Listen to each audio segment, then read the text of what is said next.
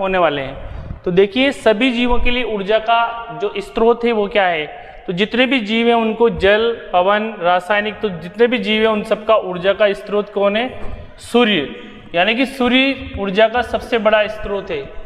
देखिए दूसरा क्वेश्चन है, पित्त उत्पन्न होता है, तो पित्त का मतलब होता है बाइल जूस, यानी कि जो बाइल जूस जो है वो कहाँ उत्पन्न होता है, तो जो बाइल जूस जो है वो हमारे बनता है हमारे इसमें किसमें, लीवर में। क्या बनता है, लीवर में, यकृत में, यानी कि लीवर में। और कहाँ इकट्ठा होता है, ये इकट्ठा होता है पित्ताशय में, यानी कि गाल ब्लेडर में। कहाँ, गाल ब्लेडर में, यानी कि पित्ताशय में इकट्ठा होता है। ओके, आमाशय, यहाँ की यहाँ पे भी एक अम्ल निकलता है, हाइड्रोक्लोरिक अम्ल, जो कि अम्लता बनाता है। प्लीहा, जिसको स्प्लीन कहते हैं, और इसे शरीर का ब्लड बैंक भी कहा जाता है प्लीहा को, और आरबीसी का कब्रिस्तान भी कहा जाता है। तो हमारे इस क्वेश्चन का आंसर क्या है, यकृत, यानी कि लीवर क्या करता है, बाइल जूस बनाता है, पित्तरस बनाता है। अग्निशामक में उपयोग की जाने वाली गैस है, तो अग्निशामक यंत्र में सोडियम हाइड्रोजन कार्बोनेट का यूज भी किया जाता है, NaHCO3 का, और ये जो है इसमें कार्बन डाइऑक्साइड गैस यूज की जाती है। कार्बन डाइऑक्साइड गैस क्या करती है, आग बुझाने का काम करती है, तो यानी कि ऑप्शन ए हमारा करेक्ट आंसर।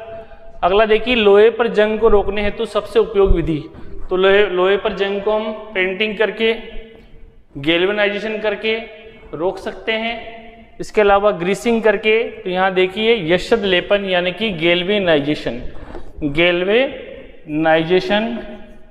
गैल्वेनीकरण करके, यानी गैल्वेनाइजेशन करके हम क्या कर सकते हैं, इसको रोक सकते हैं। किसको, जंग को, जंग लगने को।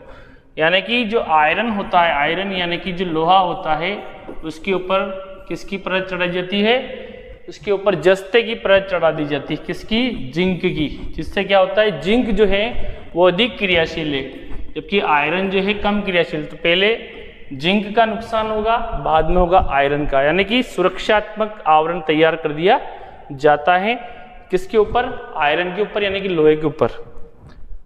अगला, निम्न में से किस कोशिका में हीमोग्लोबिन पाया जाता है, तो देखिए हमारा जो रक्त जो होता है, यानी कि जो ब्लड जो होता है, उसके अंदर दो तरह की कंटेंट होते हैं, एक तो होता है द्रव वाला भाग, एक होता है ठोस वाला भाग। द्रव वाला जो भाग होता है वो होता है 55%, जबकि ठोस जो होता है 45%। ये जो द्रव वाला होता है ये होता है प्लाज्मा, जिसको प्लाज्मा कहते हैं, और जो ठोस होते हैं इसमें 3 तरह की कणिकाएं होती है। एक होती है लाल रुधिर कणिका, जिसको आरबीसी कहते हैं, एक डब्ल्यूबीसी, एक होती है प्लेटलेट्स। क्या होती है, प्लेटलेट्स। इस आरबीसी के अंदर एक कंटेंट पाया जाता है, एक पिगमेंट पाया जाता है, जिसको कहते हैं हीमोग्लोबिन, और इसी हीमोग्लोबिन के कारण रक्त का रंग क्या होता है, लाल होता है। तो हमारा करेक्ट आंसर क्या हुआ, किस कोशिका में हीमोग्लोबिन होता है, तो आरबीसी के अंदर हीमोग्लोबिन पाया जाता है। अगला है, शरीर का वह अंग जिसमें रक्त का ऑक्सीडेशन होता है, यानी कि जिसमें ऑक्सीजन मिलता है, किसको, रक्त को, तो हृदय, फेफड़े, यकृत, अग्नाशय। तो देखिए जो फेफड़े जो होते हैं, यहाँ लंग्स में ऑक्सीजनेशन होता है, किसका, ब्लड का, यानी कि ऑक्सीजनेटेड ब्लड रिचेज होता है किधर, हमारे हार्ट की ओर, कहाँ से, लंग्स से। और पहले जो हमारा जो है, यानी कि लेफ्ट साइड ब्लड आता है, प्योर ब्लड। इसके बाद देखिए, वाहनों की पार्श्व दृश्य यानी पीछे की वस्तु को देखने के लिए उपयोग किए जाने वाला दर्पण है। तो ये क्वेश्चन बहुत ही इंपॉर्टेंट है, इसलिए इसको बार बार लिया जा रहा है। पश्च दृश्य को देखने के लिए अवतल दर्पण, उत्तल दर्पण, समतल दर्पण कोई नहीं। तो देखिए जो उत्तल दर्पण होता है इसका यूज करते हैं वाहनों को पीछे के उसको देखने के लिए। और उत्तल दर्पण हमेशा कैसा बनाता है, वस्तु से छोटा इमेज बनाता है, वस्तु से छोटा इमेज बनाता है हमेशा। और कैसा बनाता है, काल्पनिक बनाता है।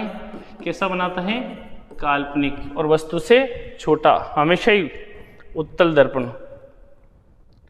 अगला है विश्व जल दिवस कब मनाया जाता है, यानी कि वर्ल्ड वाटर डे।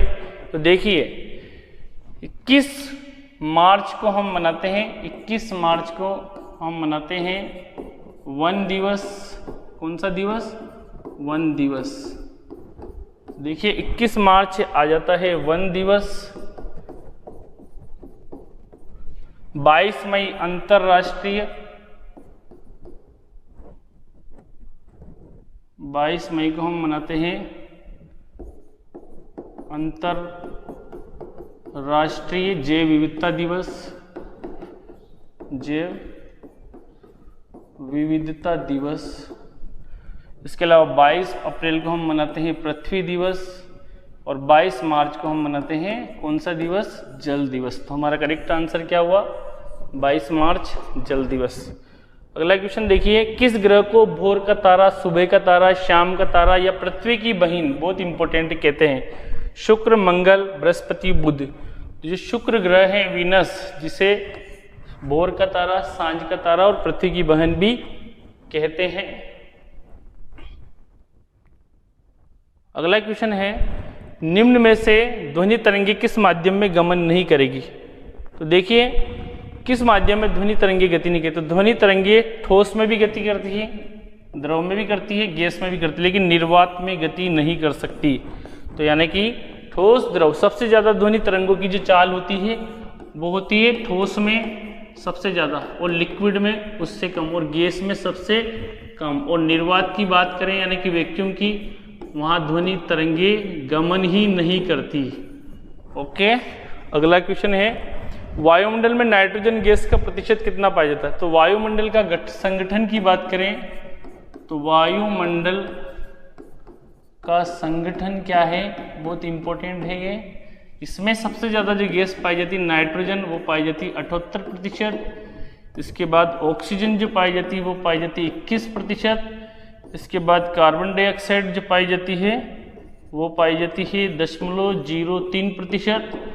और अन्य जो गैसें हैं, अदर गैसेस, जैसे जलवाष्प है या अक्रिय गैसें हैं, वो पाई जाती 1%। 1% के अंदर क्या आ गई?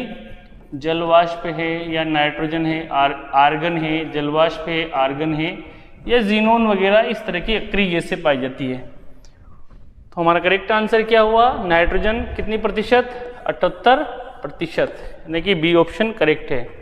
निम्न में से कौन ऊर्ध्वपातित होने वाला? ऊर्ध्वपातित का मतलब ऐसी प्रोसेस जिसमें जो सॉलिड जो होते हैं डायरेक्ट किस में बदल जाते हैं? गैस में।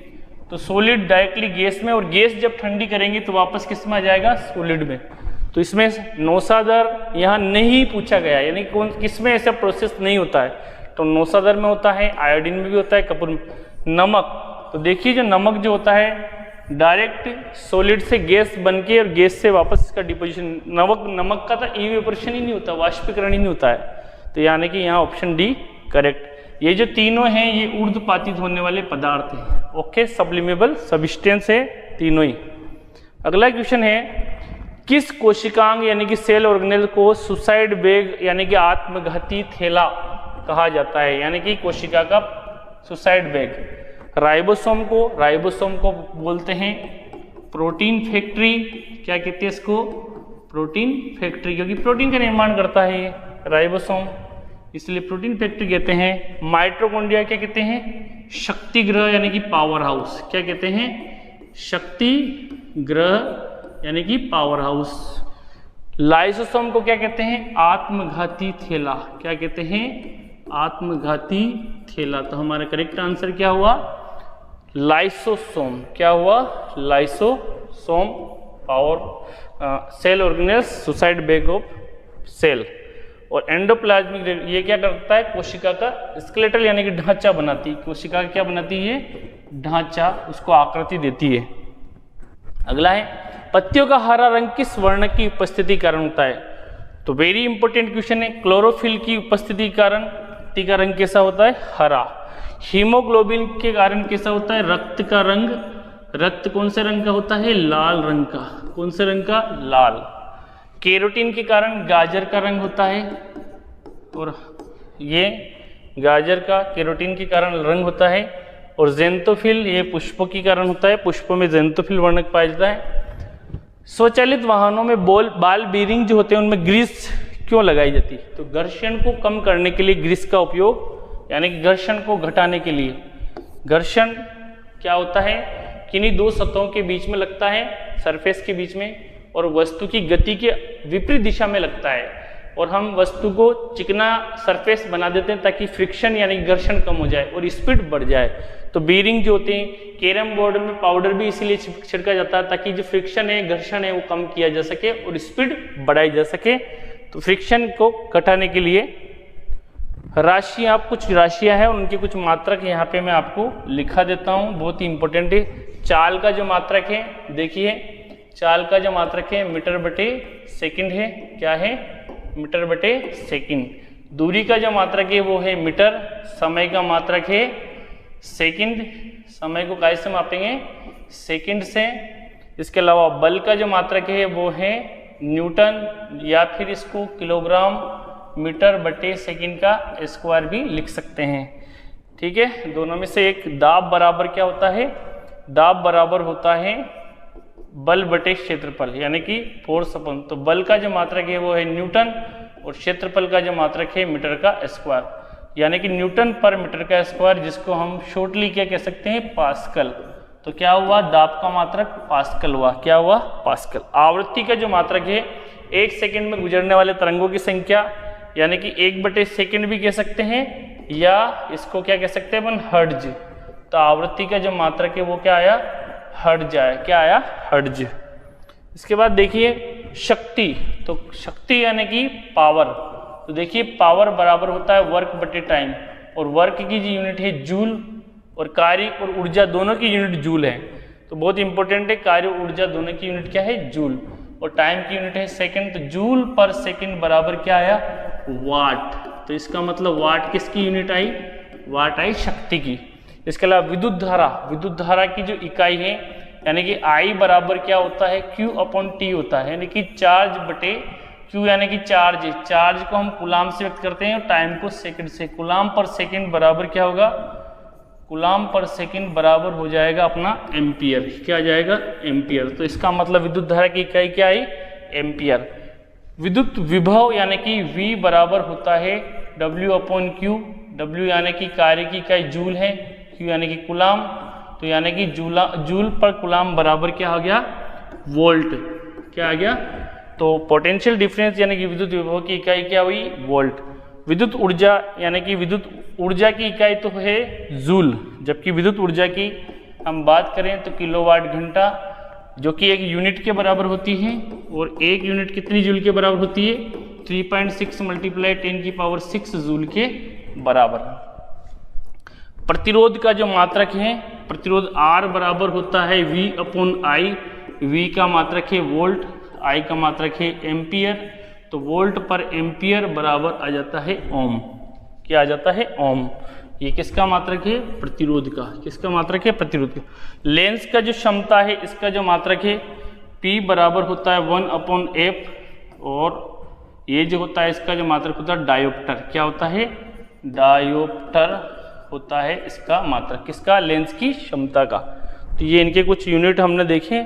और भी है वेग, वेग की जो यूनिट है वो है मीटर पर सेकंड, और वेग जो है एक प्रकार की सदिश राशि है, चाल अदिश राशि। विस्थापन, इसकी इकाई जो है वो मीटर है। त्वरण, त्वरण A बराबर होता है V-U/T। V क्या है यहाँ पे, वेग है, जिसकी इकाई है मीटर बटे सेकंड, और टाइम की इकाई भी सेकंड है। तो यहाँ मीटर पर सेकंड का स्क्वायर, ये आ जाता है किसका मात्रक, त्वरण का, यानी कि एक्सेलरेशन का। इसके बाद मोमेंटम यानी कि संवेग P बराबर होता है संवेग mv होता है, क्या होता है, mv। m का जो मात्रक है वो होता है किलोग्राम, v का जो मात्रक होता है मीटर बटे सेकंड। तो ये हमारा संवेग का यूनिट आ गई। विशिष्ट प्रतिरोध, तो देखिए R जो होता है वो प्रोपोर्शनल टू होता है L/A के। जब हमको इसको और आगे लेंगे तो R बराबर रो L/A। ये जो रो जो है, ये जो रो है, यही विशिष्ट प्रतिरोध होता है। ये होता है RA/L के बराबर। R प्रतिरोध का जो मात्रक है वो है ओम, और एरिया का जो मात्रक है मीटर इंटू मीटर, और नीचे लंबाई का मात्रक है मीटर, तो मीटर से 1 मीटर कट जाएगा। तो हमारा विशिष्ट प्रतिरोध का जो मात्रक आया ओम इंटू मीटर, क्या आ जाता है, ओम इंटू मीटर। तो ये हमने कुछ मात्रक भी देखे यहाँ पे। देखिए वृत्त की परिधि, कुछ फॉर्मूले मैथ के। तो ये मैथ्स के आपके परीक्षा की दृष्टि से इंपॉर्टेंट है, इसलिए इनको भी लिया गया है यहाँ पे। वृत्त की परिधि का फॉर्मूला है 2πr। 2πr ये जैसे कोई वृत्त है, ये सेंटर है, ये इसकी त्रिज्या है, तो ये 2πr है। बाहर की जो दूरी है ये वृत्त की परिधि है। वृत्त का क्षेत्रफल होता है πr²। πr²। आयत का जो क्षेत्रफल की बात करें तो आयत जिसके आमने सामने की भुजाएं बराबर हो वो हो जाता है आयत। तो आयत का जो क्षेत्रफल है लंबाई गुणित चौड़ाई, तो यानी कि लंबाई गुणित चौड़ाई। अब देखिए आयत का जो परिमाप होता है वो होता है 2 इंटू लंबाई प्लस चौड़ाई, यानी कि लंबाई और चौड़ाई को जोड़ दो और दुगना कर दो तो ये आ जाएगा आयत का परिमाप। वर्ग, वर्ग किसे कहते हैं? जिसकी चारों भुजाएं एक जैसी हो वो हो जाता है वर्ग। क्या हो जाता है वो? वर्ग, जिसकी चारों भुजाएं एक समान हो। तो यानी कि ये भी ए, यहाँ पे ये ए है, ये बी और ये बी, इसके आमने सामने की भुजाएं एक जैसी होती है, वो होता है आयत। तो देखिए वर्ग का क्षेत्रफल क्या आ जाएगा? भुजा का स्क्वायर। क्या आ जाएगा? भुजा जो है उसका वर्ग कर दो तो आपकी वर्ग का क्षेत्रफल आ जाएगा। और वर्ग का परिमाप, इसमें 4 भुजाएं हैं तो 4 इंटू भुजा, यानी कि एक भुजा का गुणा 4 में कर दीजिए तो ये जो बाहर का जो परिमाप आ जाता है। तो इस तरह से हमने मैथ के भी कुछ फॉर्मूले देखे, साइंस के भी कुछ क्वेश्चंस देखे। आई होप आपको महत्वपूर्ण लगे होंगे, प्रश्न इंपॉर्टेंट लगे होंगे, अच्छे लगे होंगे। अगर अच्छे लगे तो लाइक कर दीजिए। Thank you for watching.